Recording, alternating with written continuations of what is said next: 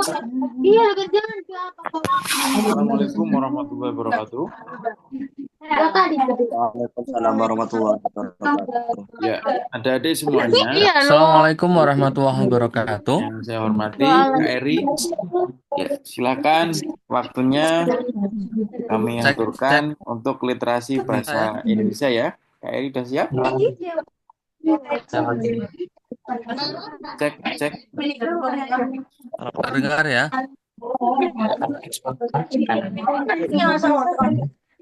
Cek, cek. Cek, cek. Ukur kedengaran, Kak Eri. Siap. Ini ada berapa? Terus dilakukan.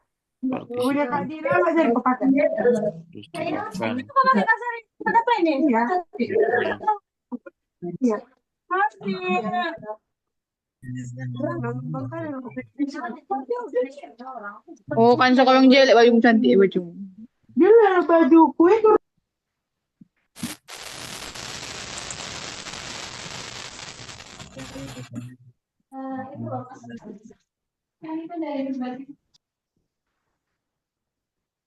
Ya, Langsung kita mulai ya. ya silakan Ya, Kak ini Eri. sudah pukul 8 lebih. Ya, ini pertemuan kedua kita ya. Eh, Malam ini kita akan kembali bertemu di literasi bahasa Indonesia ya. Kemarin pertemuan sebelumnya sudah kita bahas tentang teori-teorinya. Malam ini kita bahas soal. Nanti soal-soal yang biasanya muncul untuk materi literasi bahasa Indonesia atau soal-soal literasi yang berhubungan dengan bahasa Indonesia.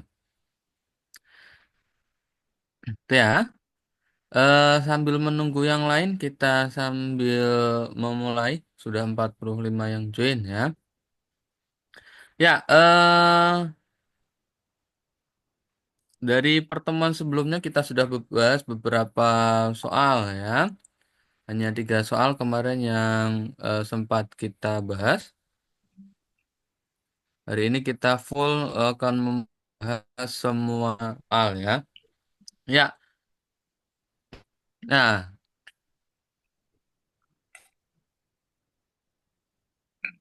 benar. Sudah muncul tampilan layarnya? Sudah muncul ya? Sudah, sudah. Sudah. Sip. Ya, ya, silahkan kalian cermati ini soal yang pertama, teks yang satu, menganalisis beberapa soal yang nantinya sering muncul dalam literasi bahasa Indonesia. Sudah muncul ya? Kelihatan di layar kalian soalnya? Sudah. Sudah.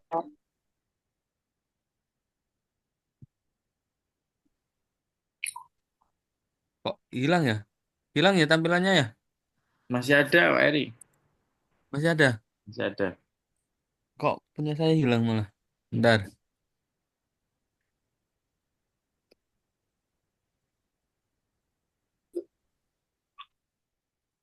Kok nggak muncul lagi? Bentar, bentar.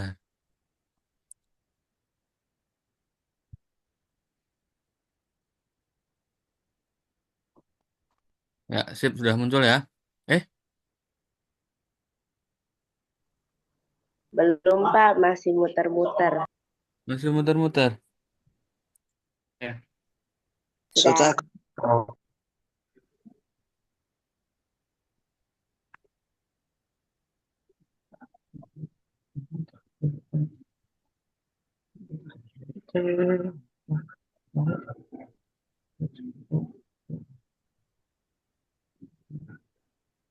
Ya, sudah muncul ya. Ya, kita bahas soal yang pertama. Ya, soal yang pertama ketika kalian cermati di situ ada soal yang berhubungan dengan pernyataan yang tidak sesuai dengan isi bacaan atau yang kemarin kita bahas ada namanya kohesi. Kemarin sudah sempat kita bahas ada beberapa penanda kohesi. Kohesi itu apa?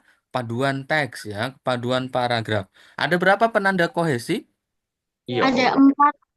Ya, apa saja kemarin penanda kohesi itu?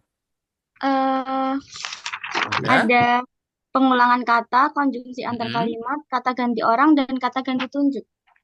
Ya, secara umum ada tiga ya penanda kohesi atau penanda kepaduan. Yang pertama ada konjungsi. Konjungsi ada bermacam-macam ya. Kemarin sudah kita bahas ada konjungsi koordinatif, subordinatif, kemudian korelatif. Nah, itu penanda kohesi yang pertama. Jadi kohesi misalnya di sini ada kata namun di paragraf keempat ini. Berarti ini juga penanda kepaduan antara kalimat ketiga dan kalimat keempat.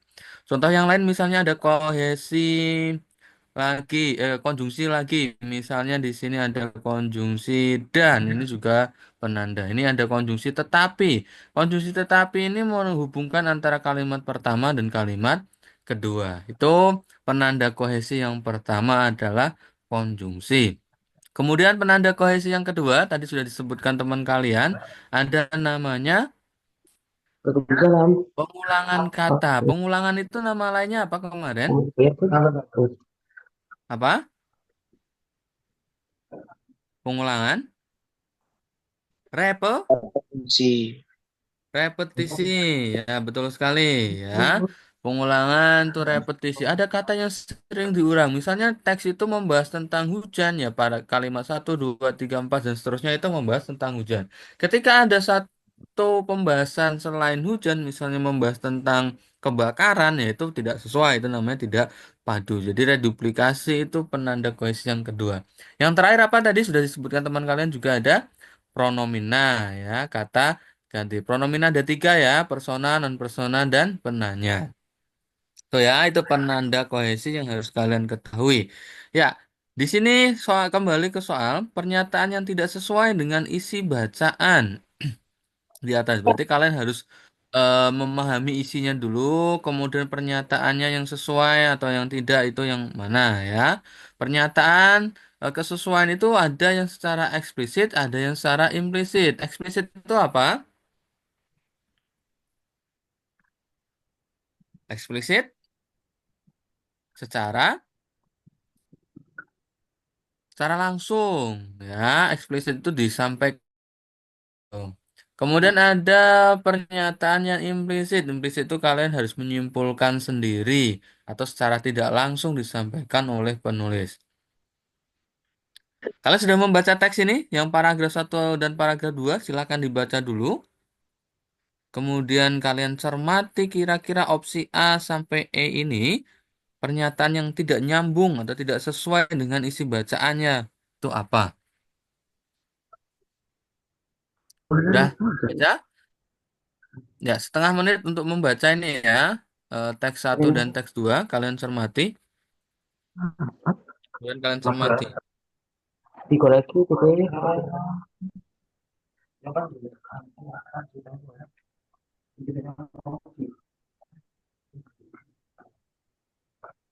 Ya, atau dibaca secara langsung saja ya. Silahkan ini ya, yang sedang on mic-nya Adli. Ada Adli ya? Ya, paragraf satu coba dibaca Adli biar yang lain menyimak. Nanti kita bahas. Bentar.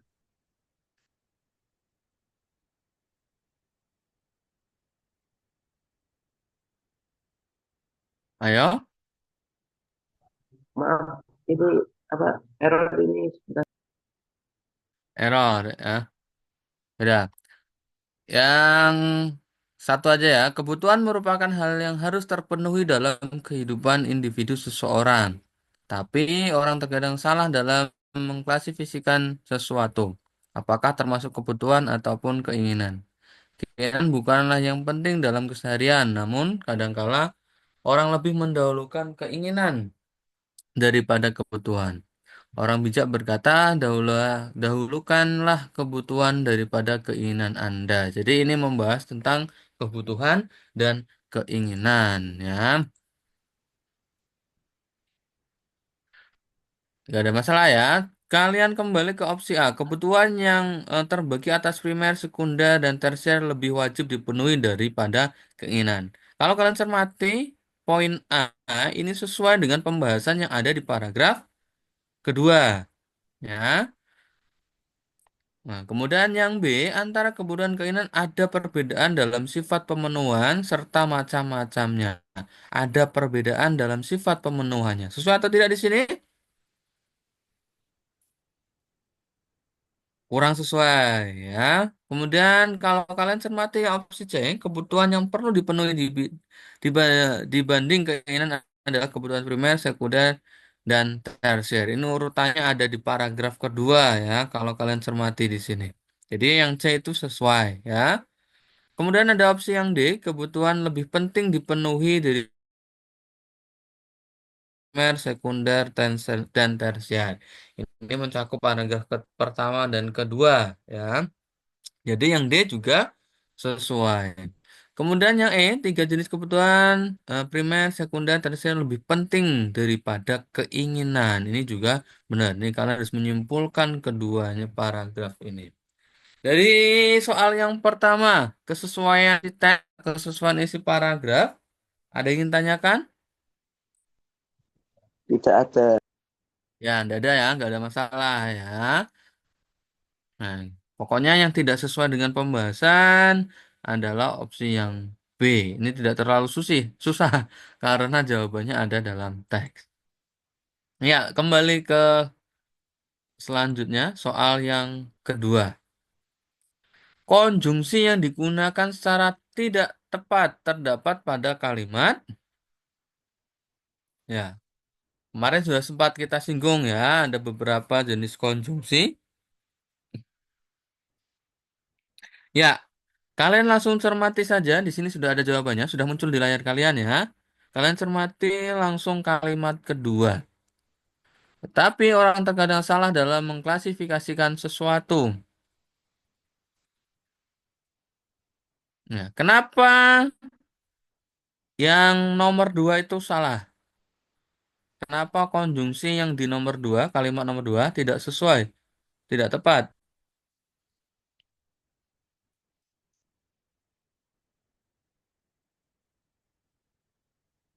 Ayo, kira-kira kenapa?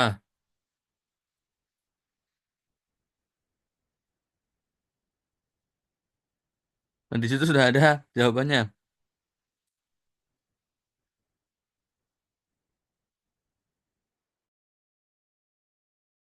Kenapa coba kira-kira? Di sini ada penjelasannya di samping kanan.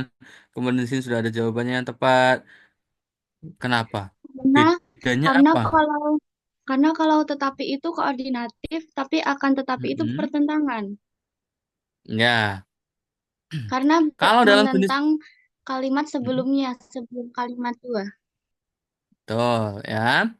Bedanya kalian tahu ya antara tetapi dan akan tetapi. Tadi benar disampaikan teman kalian, tetapi itu pada konjungsi koordinatif.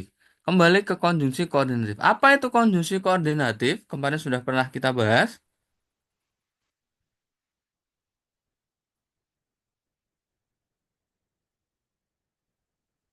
Nah, ini ya. Ini ada tetapi kalian cermatin di sebelah kanan slide. Kemudian di sini ada akan tetapi. Ini kalau tetapi itu konjungsi koordinatif, kemudian di sini ada konjungsi antar kalimat masuk ke subordinatif ya, yang akan tetapi. Kembali ke sini. Koordinatif itu apa kemarin? Konjungsi yang Misalkan digunakan satu kalimat untuk kalimat majemuk setara. kalimat majemuk setara, betul sekali ya. Yang digunakan untuk kalimat majemuk setara. Jadi dalam satu kalimat antara klausa pertama dan klausa kedua itu mempunyai kedudukan yang sama, tidak saling mempengaruhi. Itu kalimat majemuk setara nih. Dan atau sedangkan tapi. Ini sama juga di sini ada kalimat kedua ada atau. Kalimat ke 7 ada dan seterusnya. Itu ya. Beda lagi nanti ada konjungsi akan tetapi. Akan tetapi itu masuk bagian dari subordinatif untuk kalimat majemuk bertingkat. Kebetulan di sini juga digunakan untuk konjungsi antar kalimat. Ya, ingat-ingat konjungsi berdasarkan fungsinya ada 3 ya, koordinatif, subordinatif, dan satu lagi apa yang di sini tidak dituliskan? Kemarin sudah kita bahas. Korelatif. Korelatif, betul. Korelatif itu yang seperti apa? Yang yang korelatif itu yang seperti apa? Berpasangan. Berpasangan, betul ya. Jadi konjungsi korelatif itu yang sudah berpasangan, tidak boleh dikaitkan dengan konjungsi yang lain yang bukan pasangannya. Ya, jadi konjungsi intrakalimat nanti ada 3, koordinatif, subordinatif, dan korelatif. Ya, konjungsi berdasarkan letaknya ada 3 juga, intrakalimat, antar kalimat, dan satu lagi antar paragraf. Walaupun sebenarnya sama, mirip antara antar kalimat dan antara paragraf.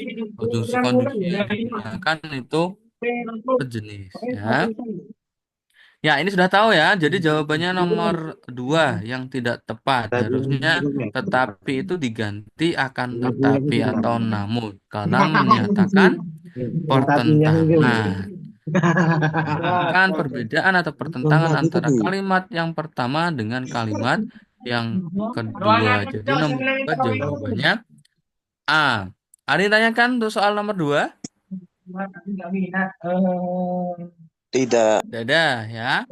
Jadi nanti kalau kalian ketemu soal, langsung dibaca saja soalnya dulu, baru teks. Itu biasanya mempercepat kalian dalam menjawab soal ya. Tahun lalu soal di SNPDBIC hanya sekitar 10 soal. Ada soal fiksi dan soal fiksi. Jadi literasinya nanti ada 2, literasi sastra dan literasi non-sastra.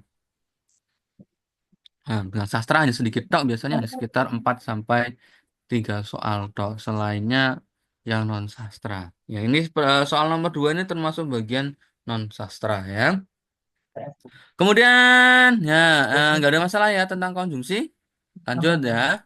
Lanjut ke soal ketiga. Ya. Pada bacaan di atas, kata yang digunakan pada konteks yang salah adalah kata dalam konteks yang salah. Berarti posisinya atau penggunaannya tidak sesuai ya. Ya, ini ada kata sementara. Kalian cermati kalimat nomor 10. Coba ada yang ingin membacakan kalimat nomor 10, silahkan. Dibaca dulu biar yang lain menyimak. Mungkin yang lain menggunakan HP, mungkin nggak begitu jelas.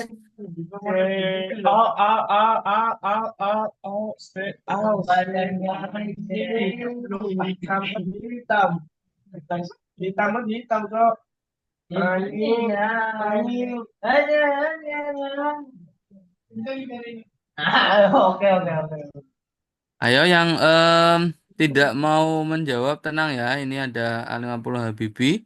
Nanti bisa di-kick kalau tidak kondusif, nanti di-kick dulu ya.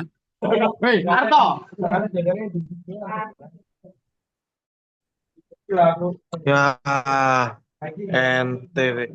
Oke, untuk.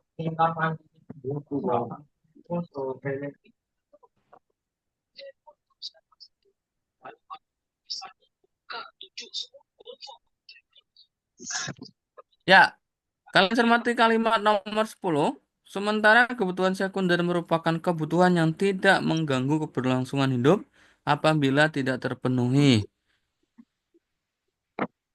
Seperti kebutuhan memiliki televisi, HP, dan lain-lain. Nih ya, kata sementara itu tidak sesuai digunakan pada konteks kalimat nomor 10. Ya, harusnya menggunakan konjungsi sementara itu atau konjungsi antar kalimat. Ya, kalian cermati penjelasannya yang di samping di sini ada preposisi. Preposisi itu apa? Apa itu preposisi?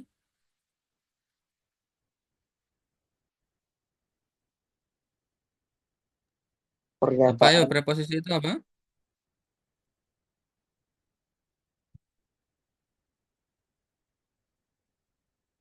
Apa itu Kata depan preposisi? atau kata sambung kah, Kak? pernyataan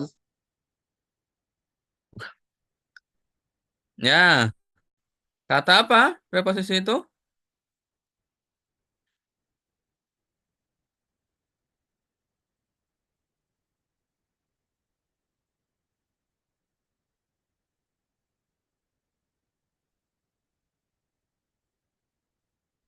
Preposisi itu kata depan ya, bukan kata sambung. Kata sambung itu tadi konjungsi ya. Preposisi itu kata depan. Ada beberapa contoh preposisi nantinya kata depan itu yang mudah ya. Di, ke, dari itu termasuk bagian dari preposisi. Walaupun sebenarnya preposisi itu masamnya ada banyak sekali. Ada sama, selagi, kemudian ke, dari, atas, antara, dengan itu termasuk bagian dari preposisi ya.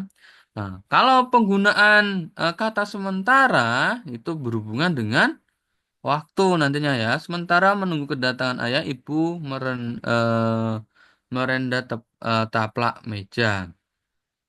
Itu sebagai preposisi kata depan. Kemudian kalau kata sementara sebagai nomina, contohnya di sini di kalimatnya, kami tinggal di rumah ini untuk sementara saja. Jadi sementara dalam hari ini nanti berhubungan dengan nomina. Nomina itu apa? Kata benda. Ya, dan bisa juga sementara itu teks numeralia. Numeralia itu apa? Kata bilangan. Kata kata bilangan ya. Nanti bisa bermakna beberapa atau di antaranya. Sementara pedagang besar terlibat dalam perkara penyelundupan barang terlarang. Jadi dalam hal ini kata sementara itu bisa bermakna sebagai preposisi, bisa sebagai nomina, bisa sebagai numeralia, bergantung dari konteks kalimatnya. Itu ya. Sementara bisa preposisi, bisa nomina, bisa numeralia. Kalau di sini, di kalian cermati di soal nomor 10, nah itu kurang sesuai ya. Atau konteksnya tidak tepat. Harusnya diganti sementara tuh ya. Atau konjungsi antar kalimat. Yang menyatakan apa ini? Sementara itu menyatakan apa?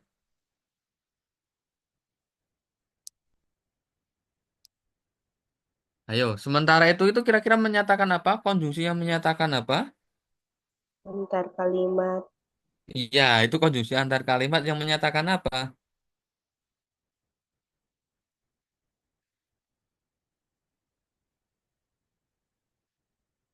Menyatakan? Nah, ini di sini ada tadi kayaknya. Nah, Pertentangan. apakah konjungsi sementara itu dalam konteks kalimat nomor 10 itu menyatakan pertentangan?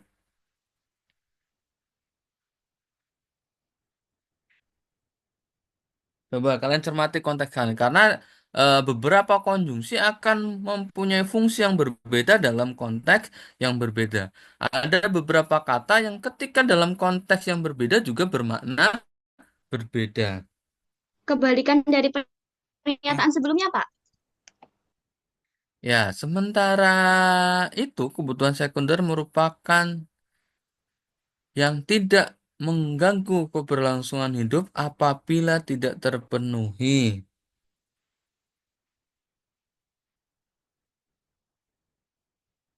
Ya, bisa ya.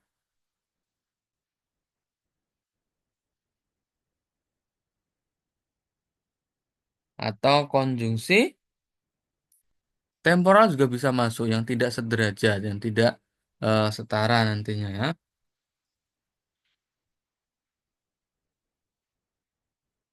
Ya, gitu ya. Jadi konteksnya sementara itu bisa menjadi preposisi, bisa menjadi nomina, bisa juga menjadi numeralia. Bisa juga menjadi konjungsi nantinya yang menyatakan bergantung dari konteks yang diambilnya. Karena konjungsi sementara itu bisa bermakna waktu atau temporal ataupun bisa bermakna konjungsi yang lainnya dalam konteks konjungsi kok subordinatif ya. Itu ya. Ada yang tanyakan dulu Kak soal yang nomor 3 ini. Tidak ada masalah ya. Kalau konteks yang A, opsi yang A, mengklasifikasikan benar atau salah ini kata klasifikasi? Kurang tepat, Pak. Apa?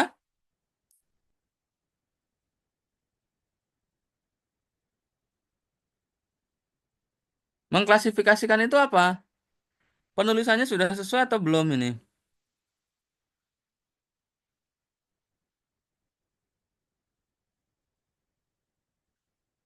Mengklasifikasikan atau mengklasifikasikan? Mengkla. Mengkla, Iya benar, benar Pak. ya. Bukan mengla. Kayaknya tetap betul. Nanti kalian akan sering ketemu kalimat yang nantinya hilang, kata yang sering hilang ketika ketemu mo. Misalnya ada kata yang diawali K. Coba kata yang diawali K apa? Kunci, Apa? Kunci ya, misalnya kunci, kunci. jadi Ketika mendapatkan kunci. awalan me menjadi apa? Mengunci. Mengunci, bukan mengkunci. Kanya lulu. Ya. Tapi kenapa ini mengklasifikasikan tidak lulu? Karena ada huruf L. Ya, karena termasuk konsonan rangkap. Ada huruf L setelah K. K dan L itu namanya konsonan rangkap. Ya, betul. Contoh yang lain misalnya kata yang diawali huruf S apa coba? Siram, Siram. Kalau mendapatkan awalan mau menjadi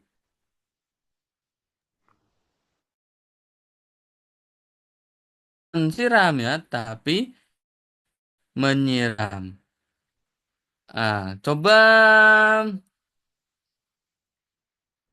ketika S dan konsonan rangkap. S dan apa kira-kira kata yang menjadikan konsonan rangkap?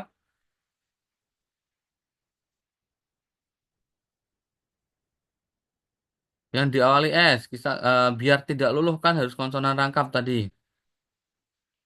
skala, Apa? skala. ST biasanya. Apa coba?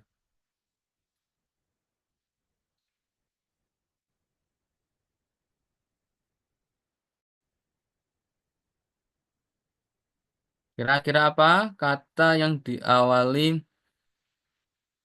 konsonan rangkap? S.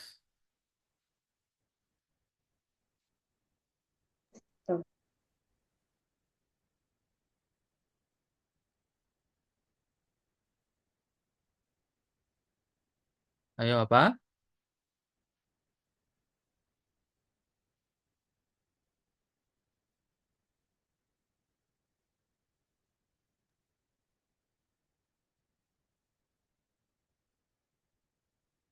Tadi kan kalau Syarat, sapu mendapatkan awalan mo menjadi menyapu. Tapi ketika konsonan rangkap, S-nya tidak luluh. Contohnya apa? syarat, Pak. Syarat betul. Selain syarat, SJ tadi ya.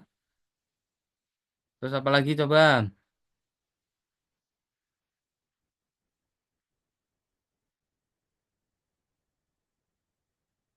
Selain syarat, Seruput. ya seruput, betul ya, dan lain sebagainya. Nanti pokoknya ketika ketemu KTSP, kata dasar yang diawali K, T, S, dan P itu harus luluh. Kecuali ketemu konsonan rangkap. Ya, misalnya TR, mentransfer, bukan mentransfer, tapi mentransfer. TR-nya tetap, T-nya tidak luluh. Tapi misalnya rangkap, misalnya kata Is, tulis, bukan mentulis, tapi menulis. Tapi kalau TR, mentransfer, bukan mentransfer, ya. Tuh, ya. Pokoknya ketika KTSP ketemu mo, harus luluh kecuali konsonan rangkap. Keseharian nggak ada masalah ya, yang opsi B.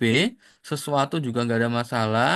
Berekreasi, nah ini KR, ini juga ya. Kreasi. Rekreasi ini juga termasuk konsonan rangkap. Ya, jadi jawabannya yang paling tidak sesuai dalam konteks kalimat di teks 1 ini kata sementara. Gak ada masalah ya, lanjut. Nah, kata yang ditulis salah pada bacaan di atas terdapat pada kalimat keempat. Ini ada kata kadang kala.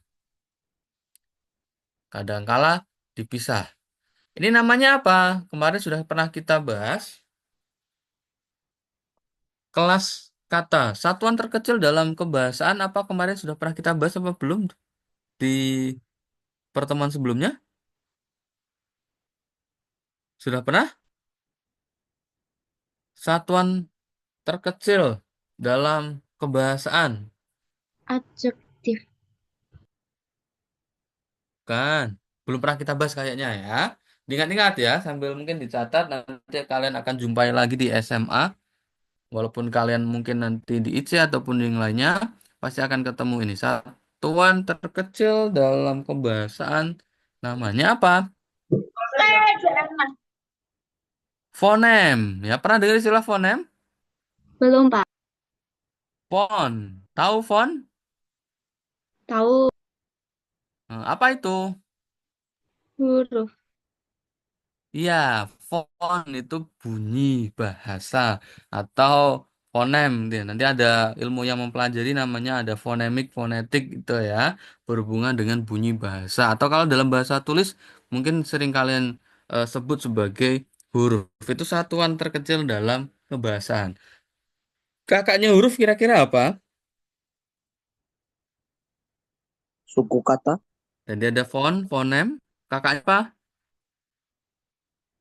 suku kata, Ya, suku kata. Suku kata itu bahasa linguistiknya apa? Morfem. Pernah dengar istilah morfem atau morf? Pernah dengar? Pernah lah harusnya. Ya, morfem ya atau morf. Nah, itu gabungan dari beberapa huruf, bisa vokal, bisa konsonan. Biasanya seringnya gabungan vokal dan konsonan. Nah, itu namanya morf ya. Itu yang pertama tadi ada fonem, kemudian morfem. Kakaknya morfem kira-kira apa?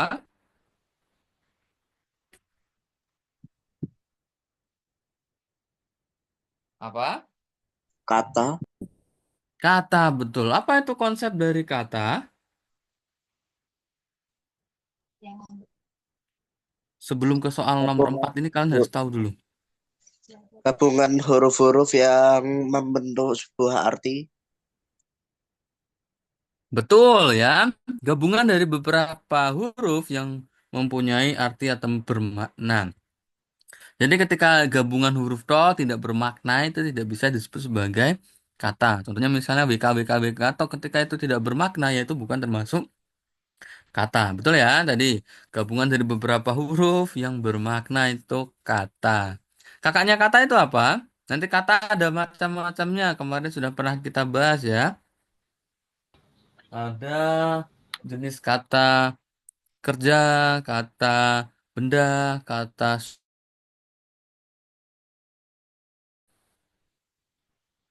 sudah belum? Sudah kan?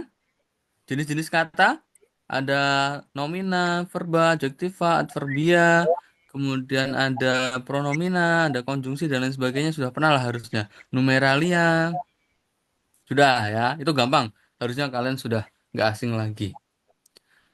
Itu ya. Kemudian kakaknya kata apa? Kalimat, Sebelum kalimat, kalimat itu masih jauh. Frasa. Frasa betul. Lah inilah yang nanti berhubungan dengan soal. Frasa itu apa? Gabungan antara kata. Gabungan antara kata. Hampir. Yang seperti apa? Gabungan kata yang seperti apa?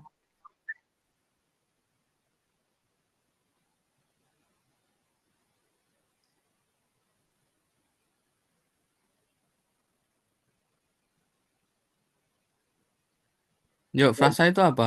Gabungan beberapa kata yang seperti apa?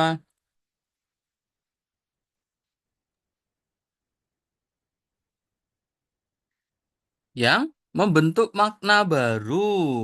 Ya, misalnya di sini ada kadang dan kala. Itu kadang mempunyai makna sendiri, kala juga mempunyai makna sendiri. Nanti ada tanggung dan jawab misalnya. Dan lain sebagainya. Itu namanya ada gabungan beberapa kata yang mempunyai makna, yang membentuk makna baru dan bersifat non-predikatif. Non-predikatif itu apa? Mempunyai satu posisi dalam struktur kalimat. Ya, jadi frasa itu hanya berposisi satu dalam struktur kalimat. Struktur kalimat itu apa saja? S, P, O, pelengkap, Nah, jangan. Ya. SPOK itu namanya struktur kalimat. Jadi frasa itu nggak boleh berkedudukan sebagai S dan P. Frasa itu harus S saja, P saja, O saja, atau K saja. Itu ya. Contohnya seperti ini. Ini muncul nggak di kalian? Nah, contoh nih ya.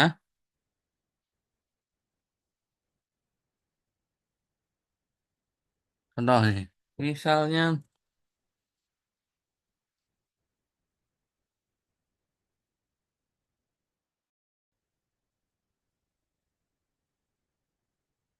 ya, muncul di kalian ada kalimat Budi bermain bola. Muncul ya. Muncul. Ya, Budi bermain bola. Adakah frasa dalam kalimat ini? Jadi, frasa itu gabungan beberapa kata yang membentuk makna baru dan berkedudukan satu dalam struktur kalimat. Jadi tidak, S saja, P saja, O saja, Tidak ada. atau K saja. Adakah frasa di sini? Tidak ada. Tidak tidak. ada. Betul ya. Coba kalian cermati kembali di sini.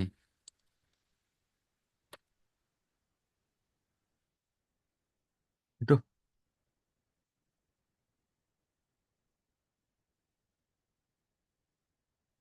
adakah frasa dalam kalimat ini? Ada, Apa saja frasa dalam kalimat itu? sedang, sedang, Apakah sedang? eh, Bola voli. Ya, betul ya. Bola voli. Bola voli kalau di sini kedudukannya sebagai apa dalam struktur kalimat? Sebagai? Frasa. Iya, Objek. sebagai objek, betul ya. Kalau tadi kan kalimat sebelumnya Budi bermain bola. Budi itu S, bermain itu predikat, volley itu objek. Kalau di sini bola volley itu objek. Gabungan dua kata atau lebih yang membentuk makna baru dan berposisi satu dalam struktur kalimat. Ya, bola volley ini termasuk sebagai frasa. Frasa apa? Frasa nominal. Kemudian yang di sini, ini juga termasuk frasa, ada kata sedang dan ada kata bermain. Ini juga berkedudukan sebagai predikat. Lebih dari satu kata, tapi berkedudukan sebagai predikat. Satu struktur dalam kalimat. Bisa membedakan frasa dan kata ya? Bisa?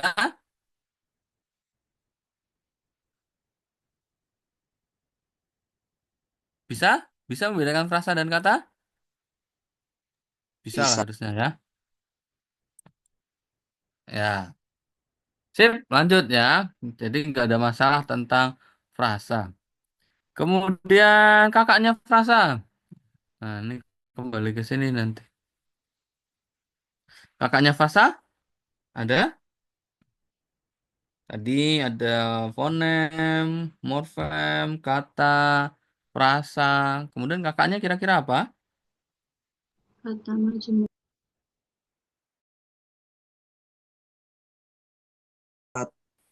Sebelum kalimat.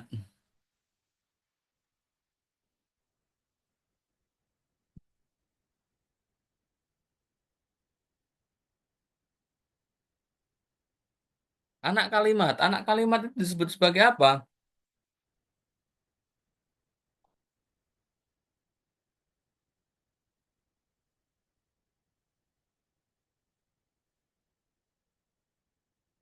Anak kalimat disebut sebagai klausa. Tadi kan kalian pernah di slide ketiga ini kan ada intrakalimat atau antar klausa. Nah, anak kalimat itu biasanya disebut sebagai klausa.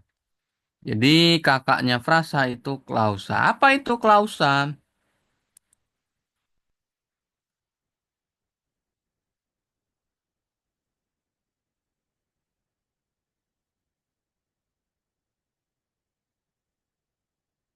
Kalau frasa tadi kan gabungan beberapa kata yang membentuk makna baru yang berkedudukan sebagai subjek saja, predikat saja, objek saja, verb saja.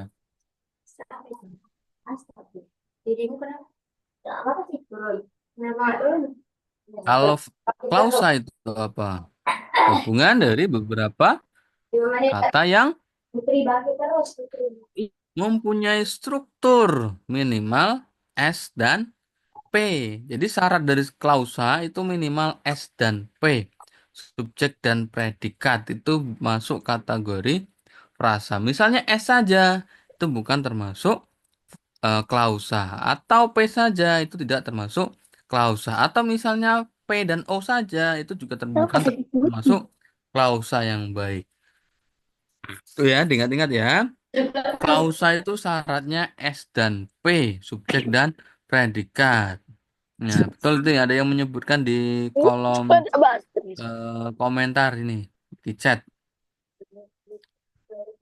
Mengandung unsur predikat, subjek, dan predikat wajib. Ya. Kira-kira bedanya apa antara klausa dan kalimat? Ini misalnya S dan P tadi ya. Syaratnya kan syarat dari sebuah klausa itu S. Jadi budi bermain itu termasuk sebagai klausa. Bedanya apa di kalimat? Kalimat juga sama ya. Kesamaannya kalimat dan klausa itu minimal harus ada S dan P. Ya. Udah bilang ya ayah sama dia. Adik, adik datang ten adik. Ada datang ten adik Tasmi ten. Ayo yang lain Ada di datang tadi. Adik Tasmi di tadi. mute Gitu ya? dulu, di mute ya. Oh, ngerti bahasa dulu ya. Ya, dulu ketika SD di awal-awal kalian sekolah, ketika bu guru menugaskan kalian menulis kalimat, kalimat yang baik itu seperti apa? Ya, bilang. Ayah, ayah tadi. Bilang ya. Bilang ya ayah tadi ada datang. Ya, Siti Adik lagi Jasmine Tasmi. di unmute dulu, di mute dulu. Bilang ayah sama dia. Ayah tadi ada datang pas adik Tasmi. SPOK Ustaz. Ya, bukan. Syarat dari sebuah kalimat itu S dan P tok itu sudah termasuk boleh termasuk kalimat yang baik. Itu harus ada S dan P. Itu minimal ya. SBOK juga nggak apa-apa, tapi minimal harus ada dan S dan P. Tapi ketika menulis kalimat dulu guru SD kalian menekankan seperti apa? Kalimat itu harus ditulis seperti apa yang baik itu? Ada SPO-nya. Kalau Ya. Selain kalau itu, kata yang membedakan dengan antara klausa dan kalimat nantinya apa?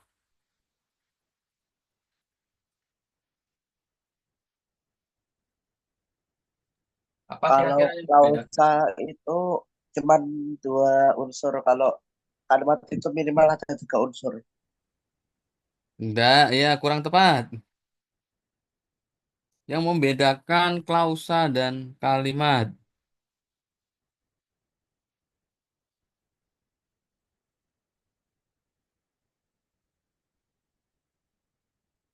Dulu ketika SD itu kan guru kalian pasti menekankan kalimat yang baik itu ditulis seperti apa? Yang strukturnya lengkap. Belum. Yang membedakan antara klausa dan kalimat nantinya. Intonasi. Kesamaannya sama. Harus ada S dan P. Sama, wajib. Kalimat dan klausa itu wajib ada S dan P. Kalau tidak ada berarti bukan yang baik itu. Perbedaannya apa kira-kira?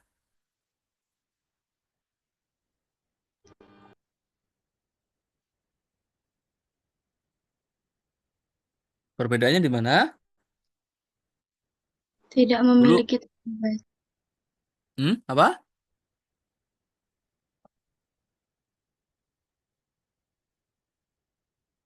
Dulu ingat-ingat kembali ketika SD itu kalian ketika menulis sebuah kalimat, kalimat yang baik itu yang seperti apa?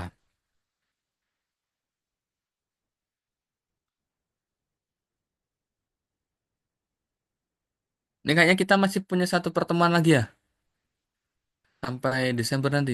Masih ketemu lagi tidak sih? Masih cukup lah harusnya membahas sampai 23 slide nih. Kalimat itu yang membedakan dengan klausa, kalau kalimat itu wajib diawali apa? Huruf besar. Huruf kapital. Itu di SD kan kalian di awal-awal kalian bisa menulis itu kan guru kalian pasti mewajibkan menekankan kalimat itu harus diawali huruf kapital. Itulah yang membedakan nanti dengan anak kalimat atau klausa. Diawali huruf kapital dan diakhiri apa?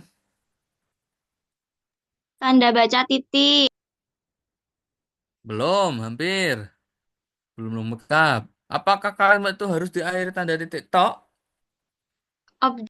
Tanda baca. Tanda baca. Apakah tanda baca itu macam-macam loh ya? Koma, tanda seru, tanda garis miring, tanda petik. Itu namanya tanda baca.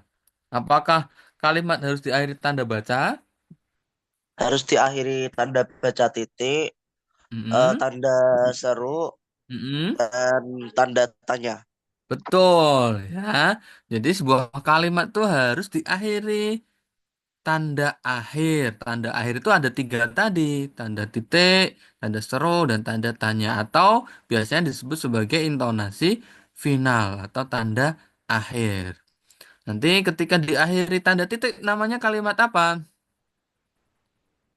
Kalimat lengkap.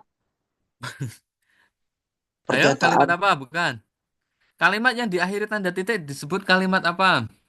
Pernyataan atau berita. Betul, kalimat pernyataan atau kalimat berita. Kalau diakhiri tanda tanya, Kalimat Kalimat tanya. tanya. bahasa kerennya apa? Kalimat pertanyaan. Pertanyaan.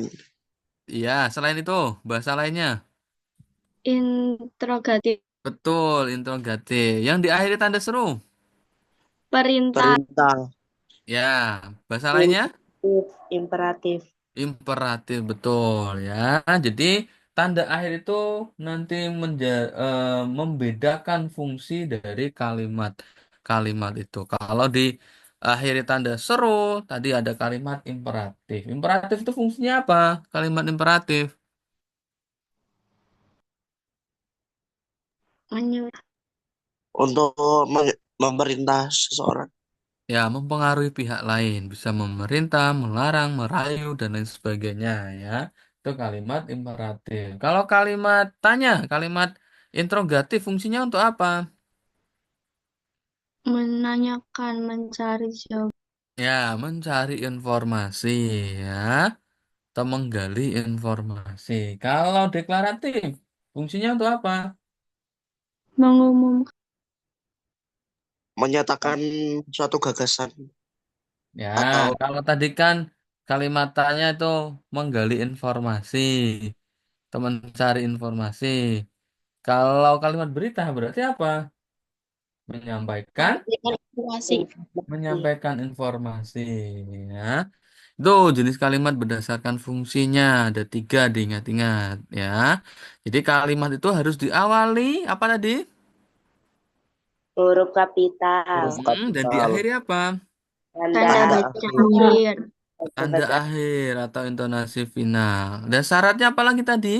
strukturnya SPO. Minimal SP, maksimal. minimal S dan P. Itu nanti kalau kalian mau ujian perguruan tinggi itu pun muncul ya, klausa, frasa, dan kalimat yang baik, kalimat yang baku, kalimat yang efektif itu juga pasti muncul. Tidak hanya SNPDBIC, tapi SNPDB. Nanti kalian masuk perguruan tinggi negeri itu juga pasti muncul ya. Pasti, saya pastikan ya. Ya, diingat-ingat ya. Misalnya Budi bermain bola, Budi bermain. Ini termasuk kalimat atau klausa? Masih klausa, Pak. Masih klausa, betul. Biar menjadi kalimat, Tambahkan objek dan tanda titik. Maksudnya apakah harus ada objeknya? tidak. Tidak harus ya. Jadi Budi bermain itu sudah termasuk kalimat ketika diawali huruf kapital dan diakhiri intonasi final atau tanda akhir. Ini Budi bermain itu sudah sebuah kalimat. Tapi kalau seperti ini B-nya tidak kapital itu bukan termasuk kalimat, itu termasuk anak kalimat atau calon kalimat. Tuh ya, jadi minimal S dan P. Misalnya SPOK ya juga nggak ada masalah. Misalnya Budi Pak, tapi bermain, kan Budi nama orang. Kalau nggak ya, kapital, nggak apa-apa. misalnya ini. Nah, ini lebih lengkap lagi. Ada subjeknya, ada predikatnya, ada objeknya, ada keterangan. Ini kalimat yang lengkap, kalimat standar itu seperti ini ya. Budi bermain bola di lapangan. Ini kalimat yang lengkap. Tapi nggak harus lengkap SPOK ya. SP pun itu bisa sebagai kalimat. Beda lagi misalnya ketika bermain bola di lapangan. Ini bukan kalimat yang baik. Ini bukan frasa yang baik. Bukan klausa yang baik. Kenapa? Karena tidak menjelaskan objek. Karena tidak jelas subjeknya. Karena tidak ada subjeknya. Ini kalau dalam sebuah aku atau kalimat tidak efektif. Itu ya. Itu yang membedakan antara klausa dan kalimat. Kakaknya kalimat kira-kira apa?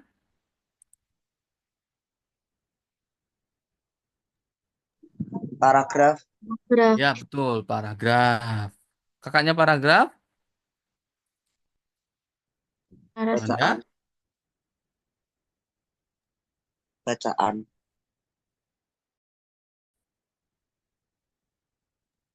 Teks.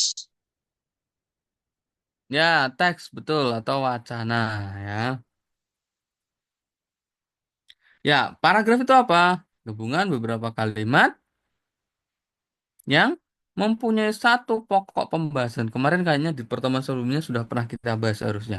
Jadi ketika ada satu pokok pembahasan yang sama, diurai dengan beberapa kalimat, itu disebut sebagai paragraf. Tapi ketika ada beberapa kalimat yang pembahasannya sudah tidak nyambung, itu bukan sebagai paragraf yang baik ya. Jadi harus ada satu pokok pembahasan yang sama dalam sebuah paragraf itu. Ya, kembali ke soal nomor 4. Ini masuk ke bagian frasa tadi ya, atau gabungan kata nantinya. Nanti ada perbedaan lagi juga antara kata majemuk dengan frasa, tapi bedanya tipis saja, bedanya tidak terlalu jauh. Ya, ini ada kadangkala. Ini dari segi penulisan ya, penulisan gabungan kata atau kata majemuk. Yang harus kalian perhatikan ini soalnya tidak terlalu susah sebenarnya, soal nomor 4 ini. Hanya penulisannya digabung atau tidak. Contohnya di sini ada kerjasama. Nah, kemudian mendapatkan awalan ber menjadi bekerja sama. Kemudian ada tanda tangan. Kemudian ada akhiran i menjadi tanda tangani. Menandatangani. Ya, yang perlu kalian cermati di sini. Tanda tangani dan menandatangani. Yang atas itu dipisah, yang bawah digabung. Aslinya dipisah. Kenapa? Kenapa ada tiga penulisan di sini? Ada kata tanda tangan, tanda tangani dipisah, kemudian menandatangani digabung. Kira-kira bedanya di mana ini?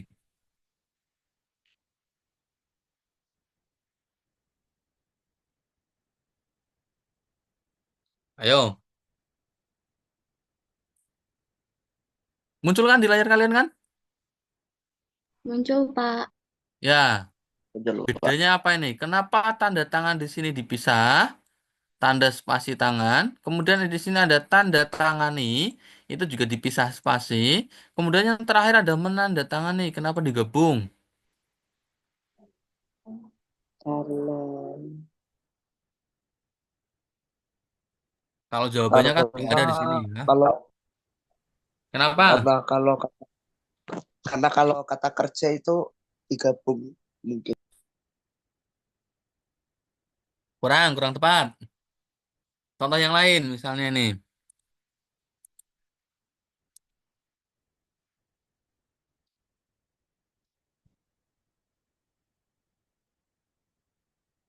Tanggung jawab. Tanggung jawab dipisah atau digabung? Bisa. Ya, dipisah. Kalau bertanggung jawab, dipisah atau digabung? Tiga Bisa atau gabung bertanggung jawab? gabung. Gabung. Yo, bertanggung jawab dipisah atau digabung? Dipisah. Bertanggung jawab dipisah. Ya. Satu lagi. Kalau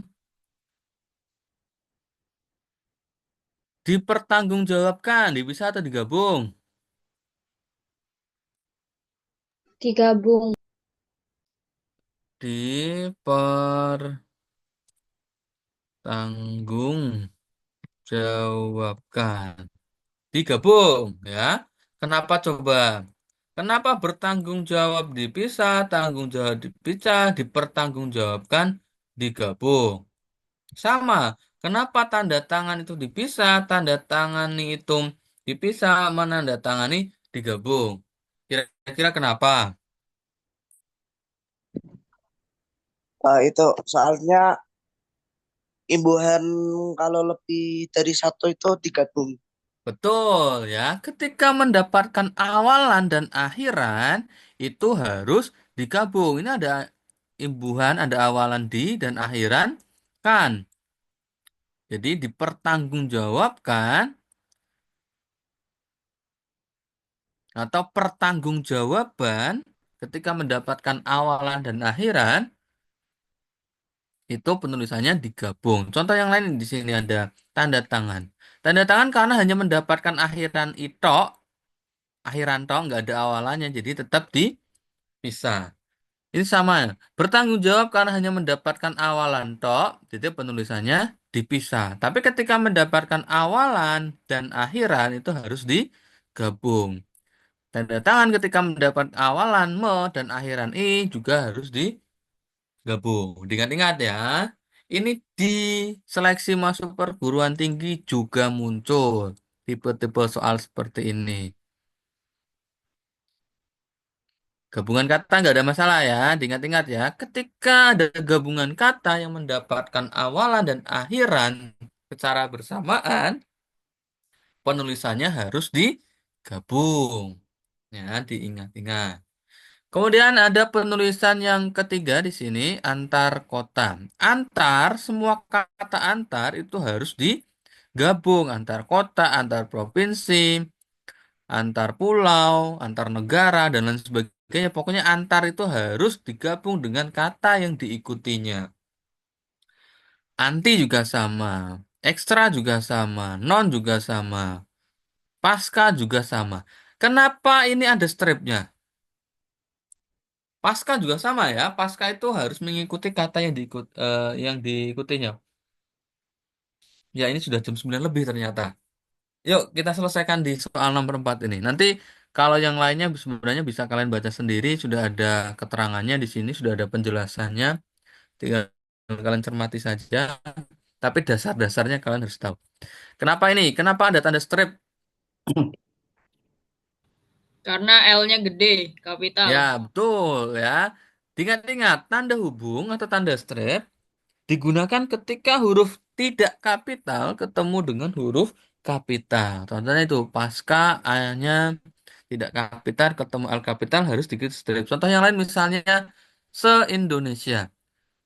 Sering ya dengar kata itu ya, se-Indonesia. Indonesia kan I-nya harus kapital karena sebuah negara, karena sebuah tempat. Nama geografis itu harus diawali kapital. Jadi se-strip Indonesia, se-strip Jawa Tengah, se-strip Pekalongan. Jadi ketika ada huruf tidak kapital ketemu kapital harus diikuti tanda strip. Ya. Kemudian contoh yang lain misalnya tanda strip itu digunakan ketika huruf ketemu dengan angka. Misalnya ke satu, ke dua, ke tiga. Nih misalnya ketemu satu. Huruf E dan ketemu satu itu harus diikuti tanda strip. Ya, diingat-ingat. Huruf ketemu angka harus diikuti tanda strip. Huruf tidak kapital ketemu kapital juga harus diikuti tanda strip. Ya, ingat-ingat ya, antar itu harus pra, pasca itu juga harus gabung dengan kata yang diikutinya. Ya. Nah, kemudian yang keempat, penulisan yang keempat ini sudah pakem. Ya, ini sudah dari sananya, nggak boleh dipisah. Kacamata, matahari, sapu tangan, segitiga, sukacita. Ini sudah pakemnya ya, nggak boleh dipisah. Bukan kacamata, bukan matahari, bukan sapu tangan. Jadi ini sudah paten. Ini bukan diada-ada, tapi memang aturan dalam bahasa Indonesia seperti itu. Seperti olahraga. Beda lagi dengan orang tua itu nanti akan berbeda ya. Ini penulisan yang keempat yang sudah dipakemkan. Ya, kalau soal nomor 4 ini jawabannya di sini ya. Ada kadang kala itu harus dipisah ya. Kadang spasi kala. Ini berhubungan dengan temporal nantinya. Jawabannya nomor 4 itu kalimat keempat. Kata kadang kala. Ada yang tanyakan dulu? Belum ya, masih ada banyak soal. Nanti ini saya share di e-learning untuk soal-soal yang di sini, pembahasannya di sini. Nanti bisa kalian baca kembali dan kalau misalnya ketemu kembali kita bahas di pertemuan selanjutnya. Ada yang tanyakan dulu sebelum kita akhiri? Sudah jam 9:07 ini. Sudah Pak, tidak ada. Tidak ada ya. Nanti bisa kalian baca ulang di e-learning ya.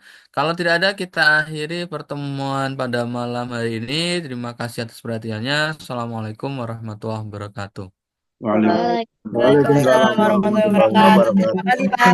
Terima kasih Terima Pak kasih Eri. Kak Eri Terima kasih, atas Pak. materinya yang diberikan. Semoga bermanfaat dan barokah. Semuanya sukses semuanya. Kita akhiri bersama dengan bacaan hamdalah. Alhamdulillah. Alhamdulillahirrahmanirrahim. Amin. Terima kasih juga. Assalamualaikum warahmatullahi wabarakatuh.